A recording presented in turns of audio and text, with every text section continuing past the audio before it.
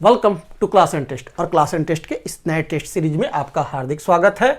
और हमारा नया चैप्टर है two B history Maurya period. Same chapter history Maurya period का second test. Okay, let's start. Question हमारा शुरू है तो स्टार्ट करते हैं। Everyone ready?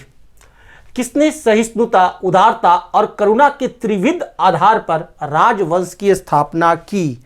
हरी अप, जल्दी से बताइएगा। किसने सहिष्णुता, उदारता और करुणा के त्रिविध आधार पर राजवंश की स्थापना की? महान अशोक ने। सही जवाब है अशोक। और कंप्यूटर ने भी बता दिया। ओके, तो अगला क्वेश्चन की तरफ हम लोग बढ़ेंगे। नेक्स्ट क्वेश्चन है 11। निम्न किस शहर में अशोक के शिलालेख नहीं है? अशोक के शिलालेख ये 4 जगह दिए गए हैं, इसमें से कहाँ एक नहीं है? तो कंधार में है, टोपरा में है, गिरनार में है, पाटलिपुत्र में अशोक के शिलालेख नहीं हैं। सही जवाब। Next question. अर्थशास्त्र के लेखक समकालीन थे। अर्थशास्त्र के लेखक चंद्रगुप्त के समकालीन थे। अर्थशास्त्र के लेखक चंद्रगुप्त के समकालीन थे। नंद वंश के पश्चात मगध पर किस राजवंश ने शासन किया? नंद वंश के पश्चात मगध पर मौर्य राजवंश ने शासन किया। Everyone check. नंद वंश के पश्चात मगध पर मौर्य राजवंश ने शासन किया। मौर्य काल में शिक्षा का सर्वाधिक प्रसिद्ध केंद्र था।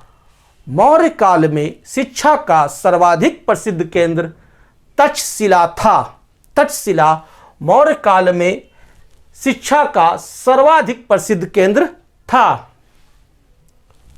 मेगास्थनीज की पुस्तक का नाम क्या है? मेगास्थनीज की पुस्तक का नाम इंडिका है। इंडिका मेगास्थनीज की पुस्तक का नाम है।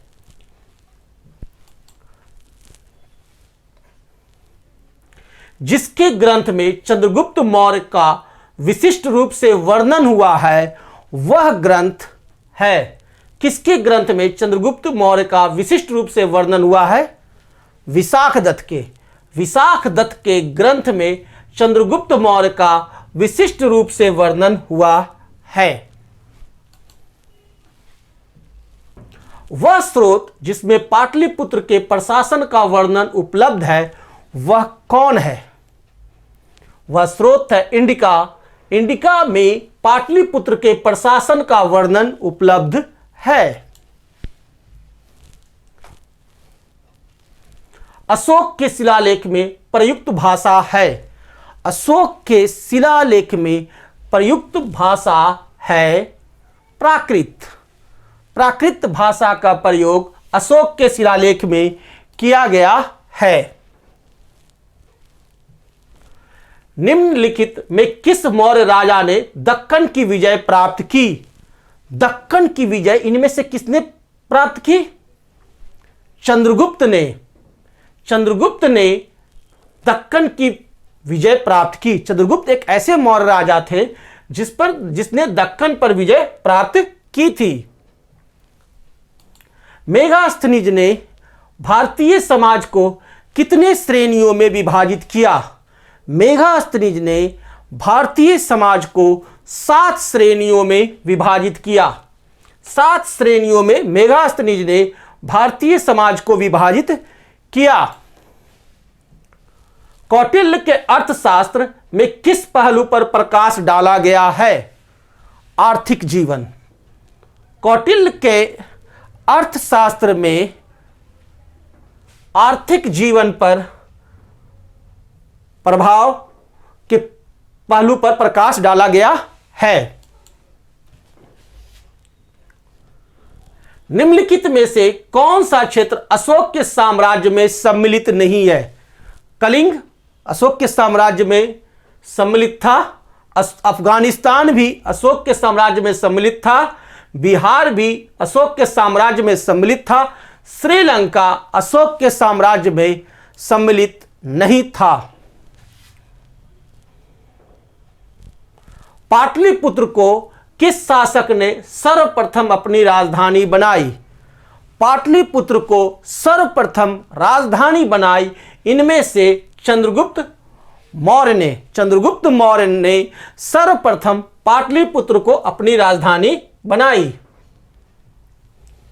पाटलिपुत्र में स्थित चंद्रगुप्त का महल मुख्यतः बना था, वेरी गुड, लकड़ी का।